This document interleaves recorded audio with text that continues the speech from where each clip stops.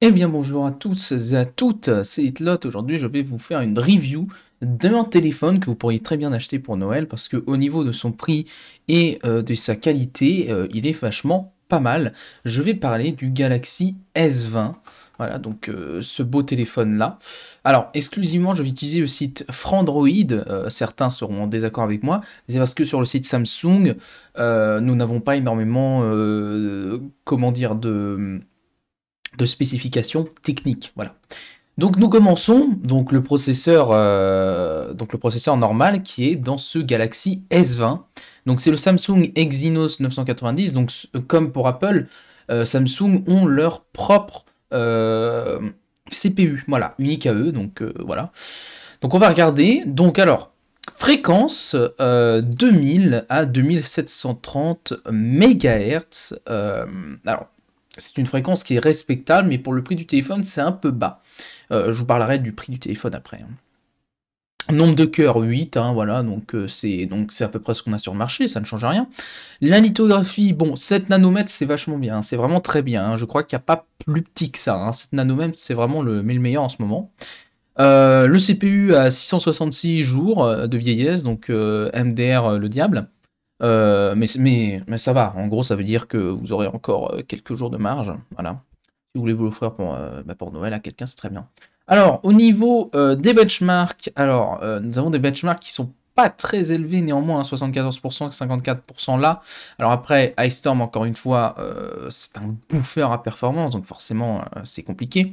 Et on voit que les tests ont été réalisés sur OpenGL ES 3.1 et 3.0. Malgré que, bon, normalement maintenant il y a un autre OpenGL, il me semble, sur de nouveaux processeurs au niveau des CPU. Voilà. Mais sinon, ça reste un très bon téléphone par rapport au test. Montrer le tableau de comparaison, par exemple, pour là, donc notre CPU est là.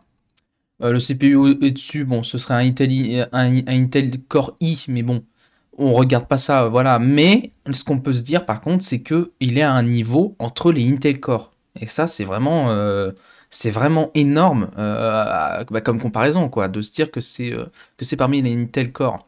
Donc là, on revient. Donc là, au-dessus, nous avons le Qualcomm Snapdragon 865 qui est tout en haut Intel Core i9.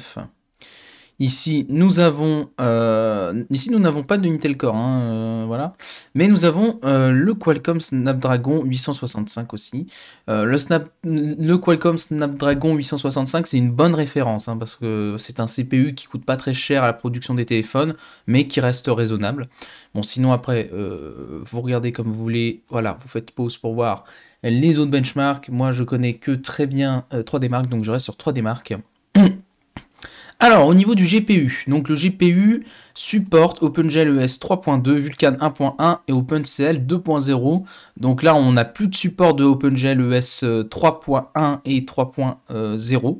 Voilà, ce qui est un peu dommage. Excusez-moi.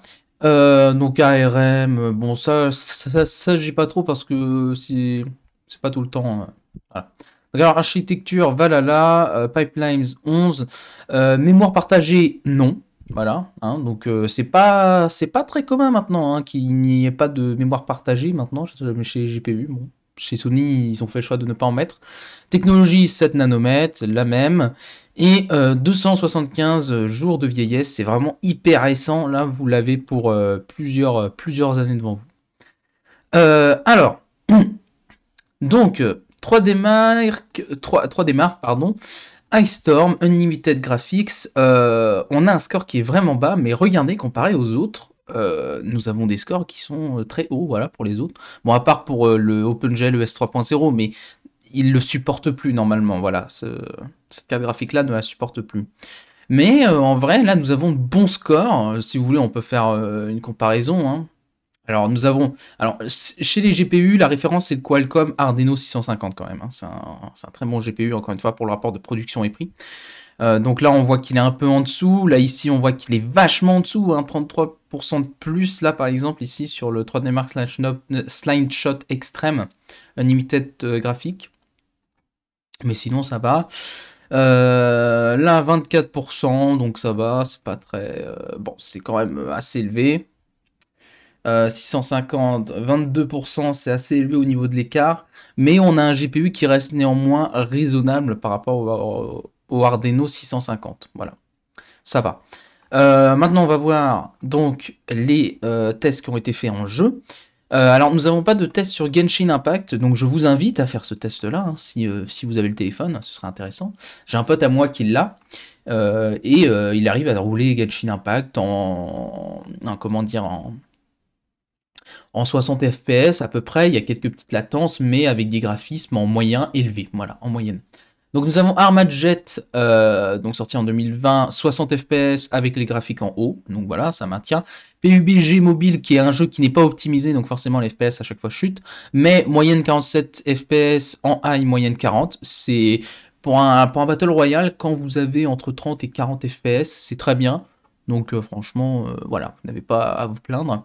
World of Tanks Blitz, bon 60 FPS, hein, sincèrement pour un GPU de ce genre là, si World of Tanks ça fait laguer, faut se poser des questions vu que World of Tanks c'est principalement des points JPEG quoi, et des points GIF. Bon. Arena of Valor Ultra 60 FPS, c'est bon, ça passe tout. Dead Tiger 2 2013, là on a 87 FPS, 87 FPS, c'est bien ça. Et Asphalt 9 Légende, nous sommes à environ 60 FPS. Enfin un GPU qui maintient les 60 FPS dans Asphalt 9. Mais sincèrement, c'est très. Même le GPU de l'iPhone XR, hein, il n'arrive pas à faire mieux. À titre de comparaison, voilà. Donc, sincèrement, on a des specs vraiment bien. Au niveau du GPU, du CPU, donc c'est très bien.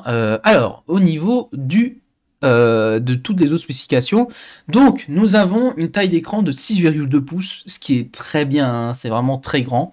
Nous avons une définition qui peut aller jusqu'à 1440 pixels, mais mon pote qui a le Galaxy S20, lui, ne met pas le 1440 pixels parce que ça ralentit le téléphone, donc il reste en 1080p. Voilà, il se met pas en 1440 pixels.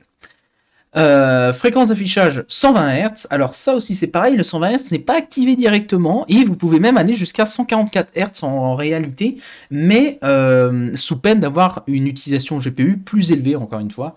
Donc après c'est à vous de voir, c'est dans les paramètres, vous pouvez modifier ça. Stockage, donc au niveau du stockage, 128, 256. On aurait aimé voir un 512, même sur le S20 de base, mais apparemment ça n'a pas été fait. Mais la taille de la carte mémoire extensible, 1024 Go, 1 Tera en gros, c'est très bien, c'est très très bien.